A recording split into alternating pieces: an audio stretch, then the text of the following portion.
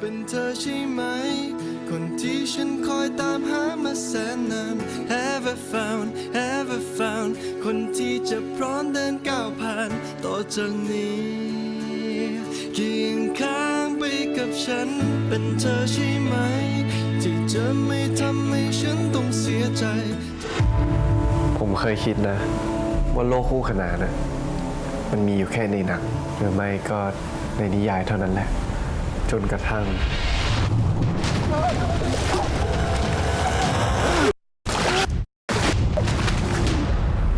จมน้ำตายโปรเจกต์ไวเวอร์ซ่าเนี่ยเริ่มต้นตอนนั้นผมทำทฤษฎีจีบเธอภาคพิเศษแล้วเราก็รู้สึกว่าเราอยากจะโทรไปขอบคุณกับนักเขียนก็คือจิตติเรนผมก็เลยถือโอกาสนี้ว่าจิตติพี่อยากร่วมงานกับจิตติเรนอีกนะมีโปรเจกต์หรือมีนิยายอะไรใหม่ๆที่ยังไม่ได้ทำหรือว่ายังคิดจะทำอยู่ไหมจิตติเรนก็พูดถึงนิยายเรื่องหนึ่งซึ่งตอนนั้นยังไม่มีชื่อเรื่องเลยนะครับแล้วพี่ก็ให้จิตติเรนเล่าให้พี่ฟังจิตติเรนใช้เวลาเล่าประมาณครึ่งชั่วโมงครับเพราะเรื่องมีความซับซ้อนมากมันมีการข้ามโลกมันมีการโลกคู่ขนานซึ่งตอนแรกมันฟังดูแล้วมันพอเราฟังคำว่าข้ามโลกหรือโลกคู่ขนานเนี่ยเราจะรู้สึกว่ามันเป็นเหมือนเรื่องที่เป็นไซไฟหรือว่าล้ำแต่พอเราฟังจริงๆแล้วในเรื่องมันเกี่ยวข้องกับความสัมพันธ์ของมนุษย์ความสัมพันธ์ของคนซึ่งถ้าถอดเรื่องโลกคู่ขนานไปเนี่ยมันเป็นเรื่องที่เข้าใจง่ายและมัน relatable คือมันคนดูคนอ่านจะเข้าใจได้และ relate ตัวเองกับเรื่องได้ก็เลยรู้สึกว่าจิตติเรื่องนี้จิตติเขียนเสร็จกี่เปอร์เซ็นต์แล้วณวันนั้นเนี่ยจิตติเรนบอกว่ายังไม่ได้ถึงครึ่งดีเลยก็เลยบอกจิตติเรนว่าพี่ทำเรื่องนี้นะในวันที่นิยายมันยังไม่มีรูปเล่มเลยนะครับเพราะฉะนั้นเนี่ยมันคือความท้าทายอย่างหนึ่งจิตติเรนก็เลยถือโอกาสนี้ในการที่จะให้ผมได้มีส่วนร่วมกับการพัฒนาเรื่องไปพร้อมๆกันเลยจะใช้แรงต้องใช้แรงถ้าไม่ใช้แรงมันจะไม่เกิดการกระชากตัวให้เราเข้าไปหากันเข้าใจป่ะเราเสื้อไม่ต้องกังวลต้องเลยแรงมาเลยใช้แรงไปถอดอย่างนี้อย่างนี้ต้องถอดเราว่าเราใช้เวลาคิดชื่อเรื่องกันนานมากพี่บอกว่าพี่อยากได้ชื่อเรื่องกับชื่อนิยายกับชื่อซีรีส์เนี่ยเป็นเรื่องเดียวกันไปเลยถือโอกาสช่วยคิดไปด้วยนะครับแล้วก็คำว่า vice versa เนี่ยมันเป็นคำที่จริงเป็นคำที่ภาษาอังกฤษก็ใช้นะครับเป็นรากมาจากละตินมันแปลว่าในทางกลับกันซึ่งผมรู้สึกว่ามันคือการเนี่ยกลับการ vice versa คือการข้ามโลกแล้วก็อีกอันหนึ่งคือว่าบางทีเราใช้ประโยคนี้ได้ว่าฉันชอบเธอและในทางกลับกันเธอก็ชอบฉันเหมือนกันฉันอยากให้เธอกลับไปด้วยในทางกลับกันเธอก็จะอยากให้ฉันกลับไปด้วยเหมือนกันเพราะรู้สึกว่าความหมายทั้งในเชิงภาพคือการข้ามโลกมันก็ได้และความหมายในเชิงความรู้สึกก็น่าจะได้เหมือนกัน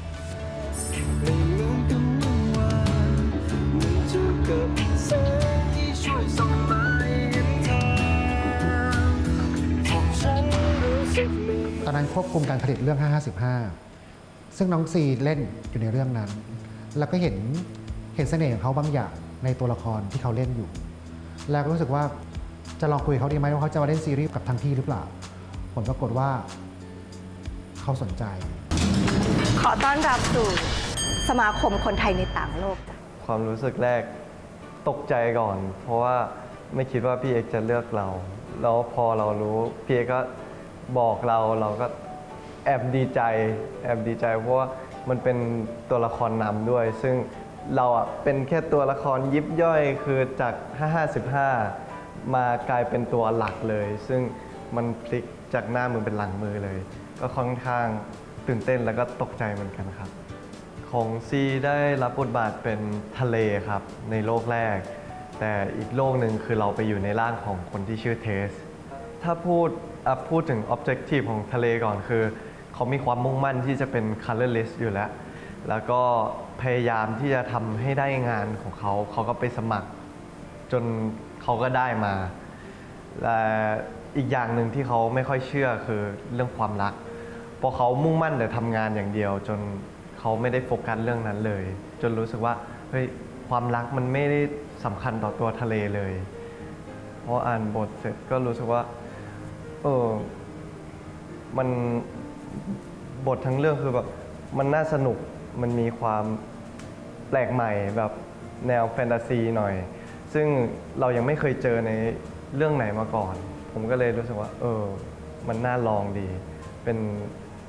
ประสบการณ์ใหม่ของเราด้วย ยืนอยู่เพียงลำพัง กับความสับสนอ้างว้างอยู่ภายในใจ ผู้คนมากมาย ผ่านตัวรอบกาย แต่โลกของฉันกลับมีแต่ความเดียวดาย ส่วนตัวละครอีกตัวหนึ่งก็ต้องมาหาแล้วว่าใครที่จะมาคู่กับซีได้ แอบไปสืบว่าซีเรียลแอคติ้งในกรุ๊ปเขามีความสัมพันธ์กับใครเป็นพิเศษไหม หรือว่าเขาสนิทสนมกับใคร ช่วงจังหวะนั้นก็คือน้องจิมมี่ก็ได้พูดคุยกับน้องจิมมี่แบบพูดคุยกันเฉยๆเนี่ยครับก็สังเกตวิธีการพูดของเขาอะไรอย่างเงี้ยวิธีการคุยของเขาหรือวิธีการมองโลก วิธีเขาการที่พูดถึงคนอื่นๆอะไรอย่างเงี้ยครับก็รู้สึกว่าเขามีความเป็นปืนอยู่สูงมากอะไรเงี้ยก็เลยเริ่มแอบคิดไว้ในใจตัวเอง คิดไว้ในใจเองคนเดียวว่าหรือจะเป็นซีกับจิมมี่แต่ไม่อยากบอกใครเลยทีมงานก็ไม่บอกกับตัวซีกับตัวจิมมี่ก็ไม่บอกเพราะว่าไม่อยากให้เขารู้สึกว่าเขาต้องพยายามหรือต้องเกรงอะไรก็แอบสังเกตเวลาเขามาเรียนอะไรด้วยกันแล้วก็แอบเวลาเห็นเวลาเขาคุยกันว่ามันมีความน่ารักยังไงบ้างพอสังเกตได้สักระยะหนึ่งก็บอกเขาเลยว่าจะมาเล่นคู่กันนะโดยที่มันไม่ผ่านกระบวนการของความพยายามอะไรเลย เธอจะไม่จากฉันไป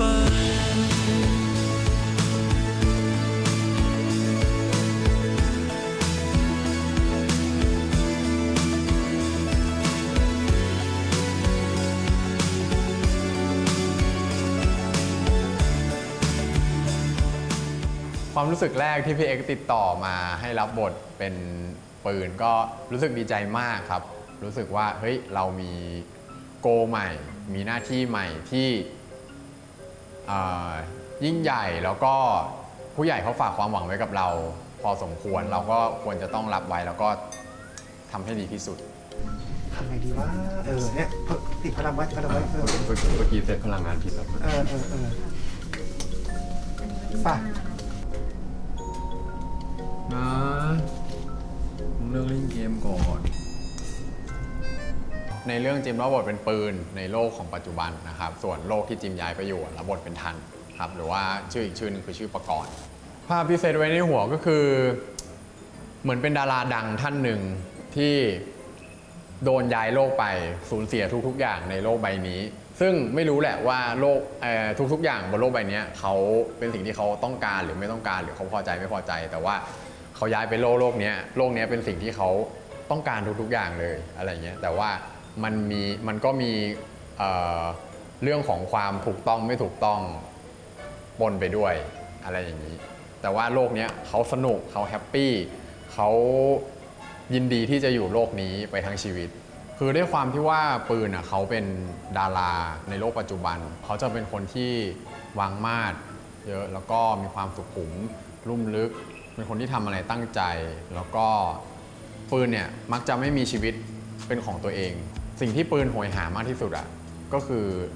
ความเป็นตัวของตัวเองแล้วก็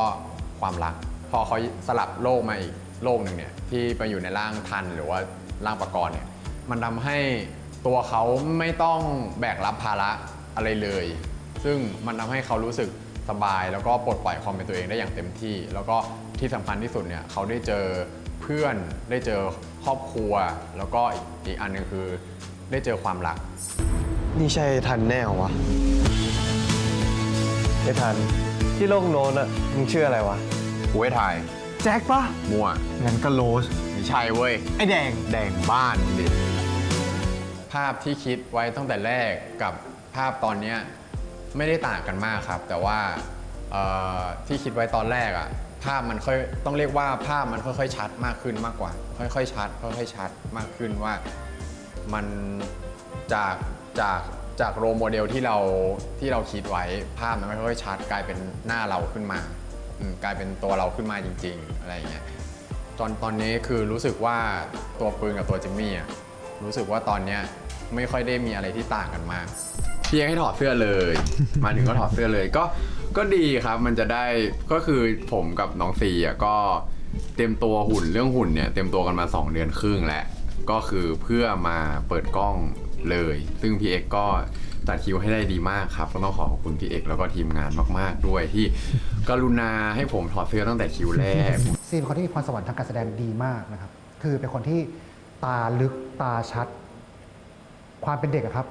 ดีใจก็เห็นชัด ความเมื่อเศร้าก็เห็นชัด เมื่อเครียดก็เห็นชัด เมื่อสงสัยก็เห็นชัด แต่ว่าความเป็นนักแสดงหน้าใหม่ก็จะมาด้วยความกังวลซีเป็นคนที่ caring มากครับ เป็นคนที่คิดถึงคนอื่น ผมว่าเขาน่าจะเป็นเทพของการเอาใจเขามาใส่ใจเราอะครับ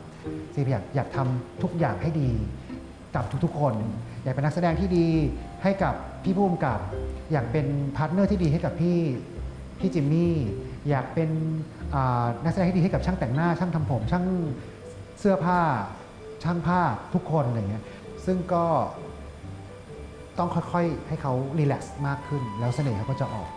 แต่ว่าถ้าตัดเรื่องนี้ไปได้แล้วนะผมว่าจริงๆแล้วซีเป็นคนที่มีการแสดงทางสีหน้าและแววตาที่ดีมาก เมื่อถ่ายกล้องแคบเนี่ยผมจะชอบดูมากเลยเพราะว่าตาเขาจะพูดทุกอย่างเลย ส่วนจิมมี่เนี่ยพรสวรรค์ทางการแสดงเขาอะมันมาจากความฉลาดของเขา มันมาจากความเข้าใจง่าย ความเข้าอกเข้าใจคนอื่น ความสังเกต คือจิมมี่ใช้วิธีในการเรียนรู้เพราะเขาเป็นนักเรียนที่ดีสำหรับผมเรียนรู้ว่าคนนี้ใช้วิธีแบบนี้ทุกครั้งที่มีนักแสดงใหม่ๆเข้ามาในกองคือเรื่องนี้มีนักแสดงที่รับเชิญเข้ามาแวะเวียนเข้ามาเยอะมากจิมมี่ก็จะแอบเรียนรู้ว่าคนนี้ได้ให้วิชาอะไรกับเขาจะแอบดูตลอดสำหรับผมคือจิมมี่ความเป็นนักเรียนที่ดีของจิมมี่เนี่ยทำให้เขาจะพัฒนาได้อีกเรื่อยๆสองคนนี้ทั้งคู่เลยอ่ะเหมือนเป็นนักแสดงเสียงเบสคุยกันสวัสดีสวัสดีสวัสดีเนี่ยซึ่งมันดูได้กับในโมเมนต์โรแมนติกแต่ว่าพอโมเมนต์คอมเมดี้เนี่ยก็จะแบบโอ้ยมันจะตลกไม่ออกเพราะว่าเสียงมันต่ำมากอะไรเงี้ย มึงชื่อจริงชื่ออะไรวะ กูไม่ถ่ายแม่กูตั้งชื่อเล่นกูตามตัวละครอย่างหนึ่งเรื่องหนึ่ง อ๋อ แจ็คปะเพราะปีนั้นไททานิกดับ